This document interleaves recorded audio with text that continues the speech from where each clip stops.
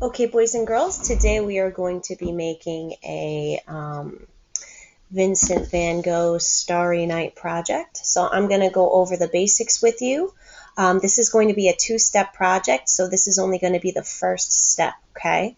So it's just the drawing. We're going to start with making those beautiful cypress trees, and it's just a curved line going up, the curved line going down. You can make some little peaks here as well. Cypress trees are grown in Italy and France, and what I want you to do is I want you to make little vertical lines going up and down.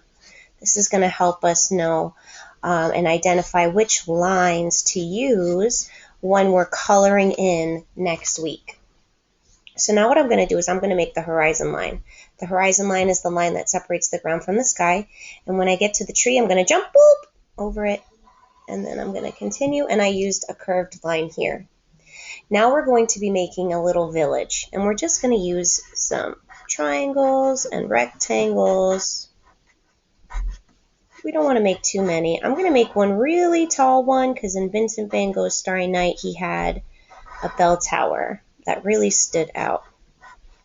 So I'm just making a little village here in the hills of France where Van Gogh was.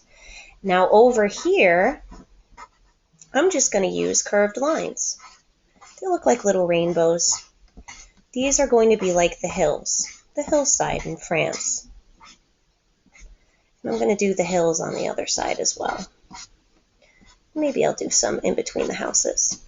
All right, so we have our beautiful cypress tree. We have our town. We have some hills. What we're going to do now is we're going to make the spirals, the wind in the sky.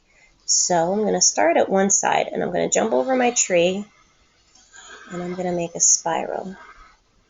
Instead of this spiral growing and growing and going out, we kind of did it backwards. And I'm going to make another one over here, nice and big. I'm going to make a crescent, okay? Look, I used the letter C. Now I'm going to connect it, and I'm going to put a circle around it. I'm now going to do these little curved lines going around my moon. This is going to help us with the direction of the lines for the sky. Same thing with my spirals. I'm following the direction of my spirals, just making little lines here. Now what I'm going to do is I'm going to start adding circles. These are going to be the stars in our starry night. Some can be big, some can be small. And what you're going to do is you're going to make little lines around. Now I just did this in marker, okay? But I want you guys to do this in pencil first, okay? Once you're done making these little lines around your stars, ta-da, you have drawn your starry night.